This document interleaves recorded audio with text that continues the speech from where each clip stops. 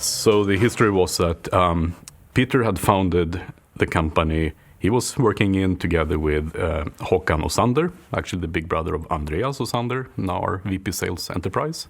And together with Mikael Johansson and Torbjörn and Peter Emanuelsson, they were sharing an office doing web development, web design, and software development. So more or less the same stuff that I was doing. So I was actually joining in with them, moving in with them. Well, I went in the same class as Peter Johansson. So he knew I had a consultancy contract, and he also wanted someone to bring in money to the company. So he persuaded me to start working for him. At the same time, I could take care of the internal IT environment and bring in the money.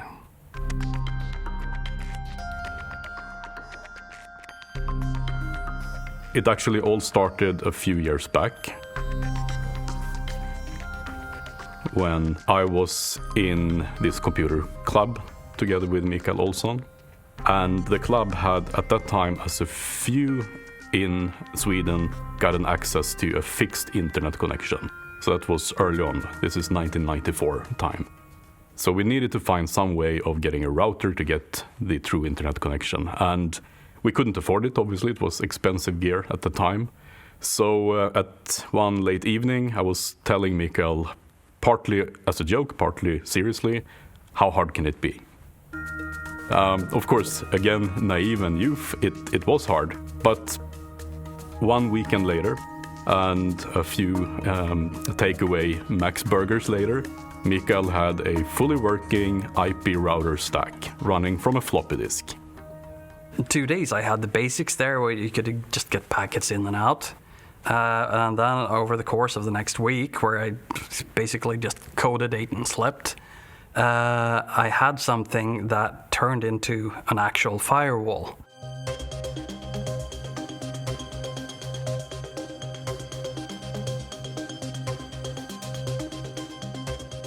So we started packaging this new product and literally had really no clue what we were doing, apart from that we needed a neat box. We needed, of course, at that time a CD-ROM.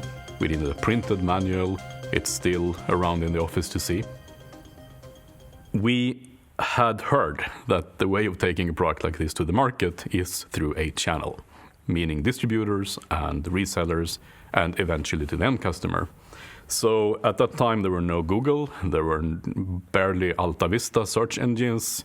So we picked up the traditional physical yellow pages and started looking for system integrators, Stockholm area. We packed our car and we drove down.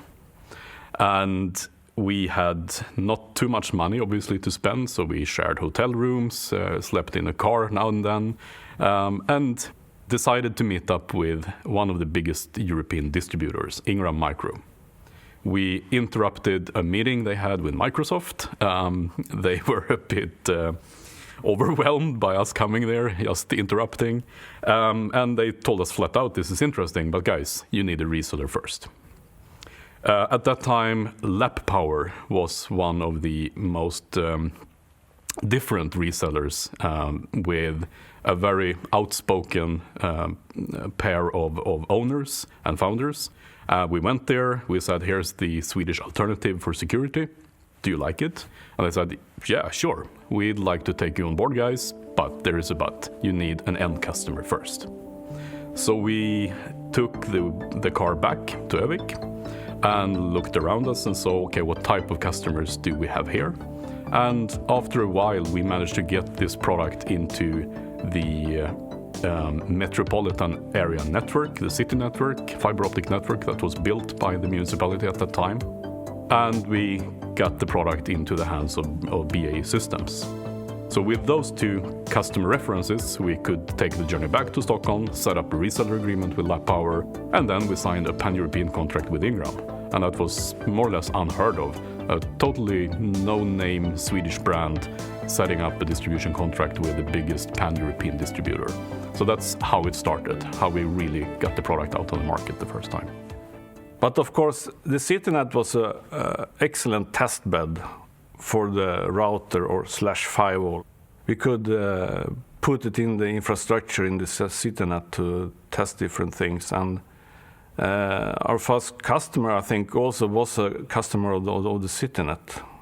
It was huge to see that we could take this little floppy disk essentially and pull it into a standard kind of PC server and manage to essentially break records with it.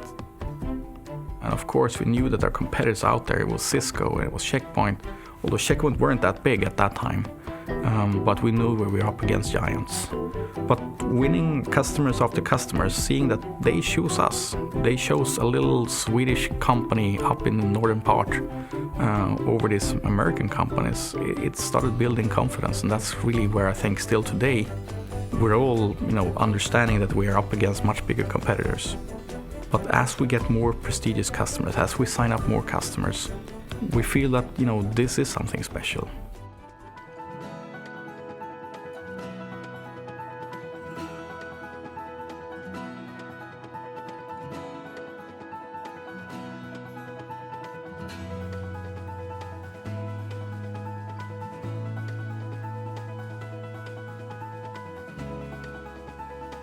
I mean, first of all, a company that is 20 years old is not the same company.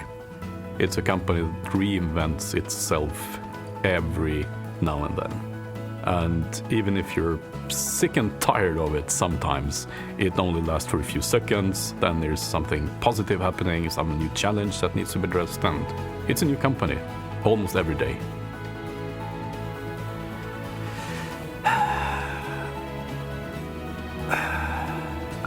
It's still a family.